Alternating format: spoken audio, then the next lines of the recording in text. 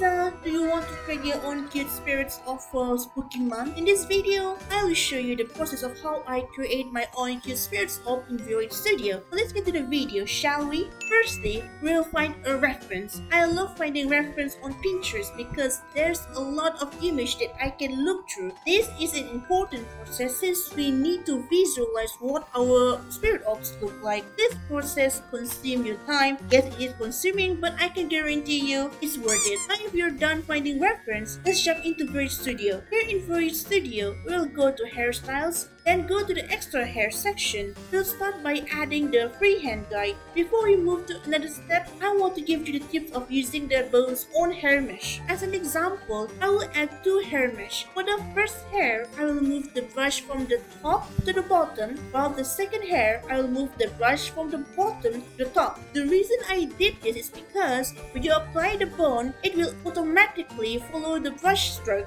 If you start the brush from the top, then the fixed point also starts from the top. And if you start the brush from the bottom, then your fixed point also starts at the bottom. Here you can see how each of these hairs move in a different flow. Now you understand how hair and bone work. Not only you can apply the spirits, we can apply in any accessories that are made from hair mesh. Let's continue with the video. I will adjust the hair mesh. Next, we're going to change the curve from fluffy to straight. Then we change the cross section from diamond to flat. Here, we need to adjust the hair mesh by editing the draft, edit the width ratio, and move the hair position. Now it's time to make a draft of our spirit orb. Go to the material, untick the color, edit the textures. Delete the default design layer. Let's start sketching your own spirit orbs.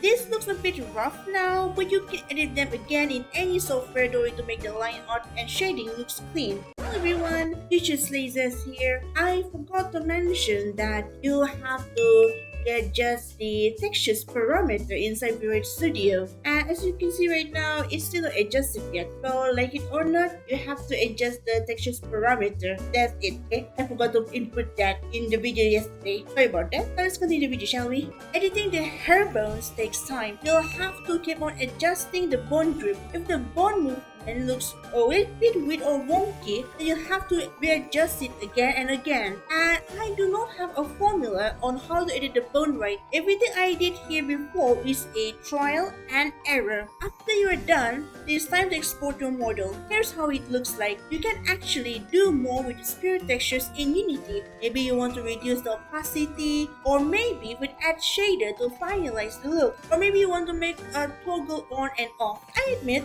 I did a very good job creating 3D models. Yes, people, please praise me.